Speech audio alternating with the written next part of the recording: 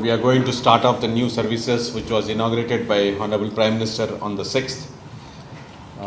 At the time we were saying very shortly, all of you were anxious to know what is meant by short. I mean, repeated phone calls were coming to me.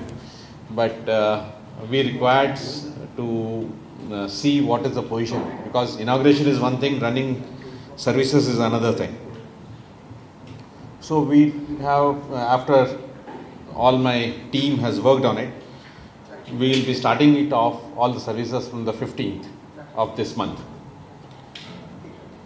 So, we don't really know what will be the patronage of the services as present.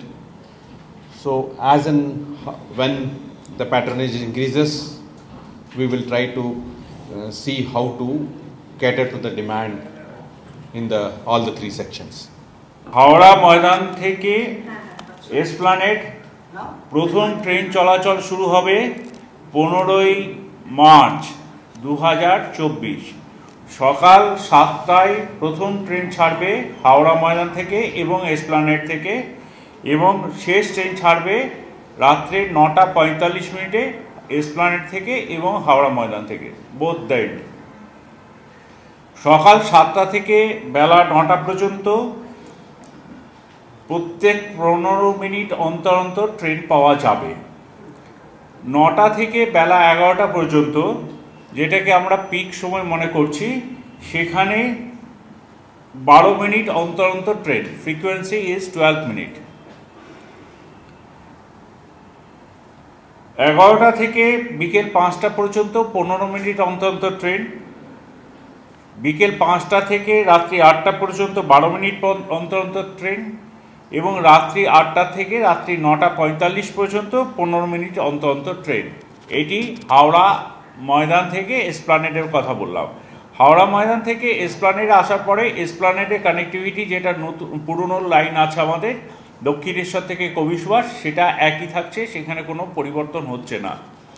একই টিকিটে আপনারা হাওড়া থেকে শহরের যে কোনো শহরে, হাওড়া ময়দান থেকে মাফ করবেন, যে কোনো শহরের যে কোনো জায়গায় যেতে পারবেন।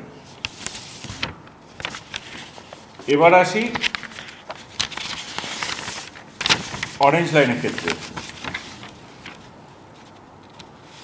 অরেঞ্জ লাইনের ট্রেন চলাচল মানে কবি সুভাষ থেকে রুবি পর্যন্ত, যেটা হেমন্ত মুখার্জি বলে, সেই দিন 15 তারিখ থেকে ট্রেন চলাচল শুরু করবে। প্রথম ট্রেন চলবে সকাল 9টার সময়, শেষ দুদিক থেকেই, হেমন্ত মুখার্জি থেকেও এবং কবি সুভাষ থেকেও, এবং শেষ ট্রেন চলবে 6টা 40-এ, 4টে 40, মাফ করবেন, 4টে 40। প্রত্যেক 20 মিনিট অন্তর অন্তর ট্রেন চলবে, আপে ডাউনে দুদিক দিয়ে ট্রেন চলাচল করবে।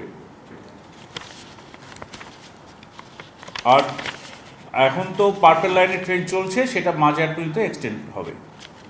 সেটা বিকেলে যেটা বলে দিলেন 3টে 35 পর্যন্ত, 8:30 থেকে 3টে 35 পর্যন্ত ট্রেন চলাচল করবে আপাতত।